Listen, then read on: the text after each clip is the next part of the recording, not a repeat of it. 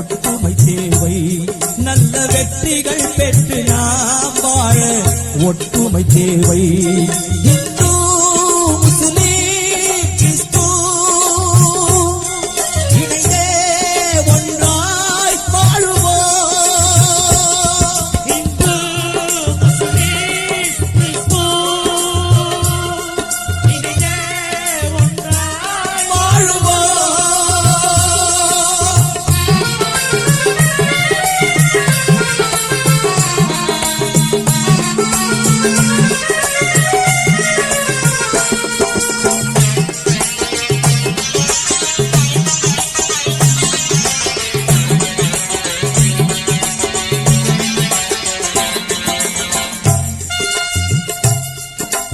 கீதை சொல்வதும் பைபிள் சொல்வதும் உலக சமநீதி தர்மம் தான். குர்ஆன் கூறுகின்ற வழியை உணர்ந்தாலே புரியும் இஸ்லாத்தின் மார்க்கம் தான். கீதை சொல்வதும் பைபிள் சொல்வதும் உலக சமநீதி தர்மம் தான். குர்ஆன் கூறுகின்ற வழியை உணர்ந்தாலே புரியும் இஸ்லாத்தின் மார்க்கம் தான். எந்த மதத்தையும் இழிவுபடுத்தாதே என்று சொன்னதும் நபிகள் தான்.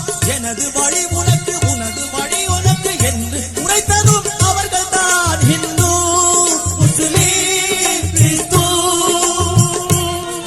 இணைந்தே ஒன்றாய் வாழுவோம்.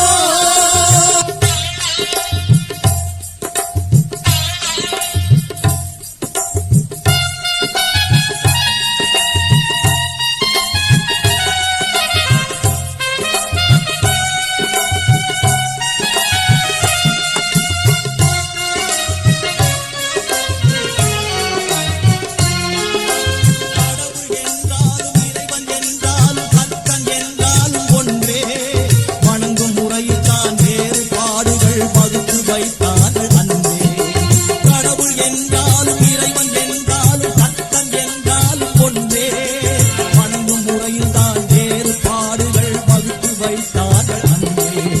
கண்கள் கிளையாக பிரிந்து சென்றாலும் கடலில் ஒன்றாகும் சங்கமம். வணக்க முறையாவும் வேறு என்றாலும் நோக்கம் ஒன்றுதான் எங்கிலும்.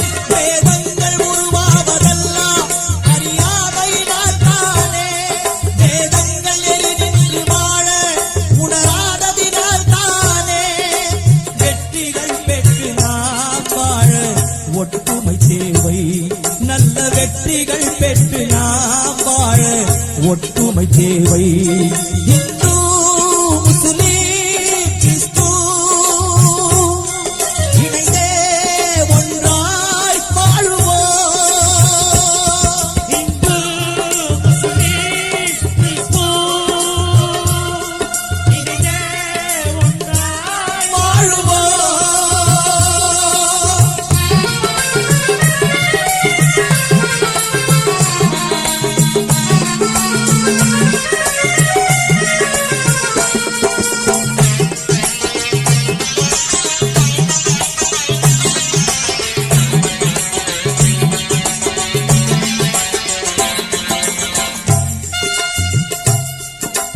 கீதை சொல்வதும் பைபிள் சொல்வதும் உலக சமநீதி தர்மம் தான். குர்ஆன் கூறுகின்ற வழியை உணர்ந்தாலே புரியும் இஸ்லாத்தின் மார்க்கம் தான். கீதை சொல்வதும் பைபிள் சொல்வதும் உலக சமநீதி தர்மம் தான்.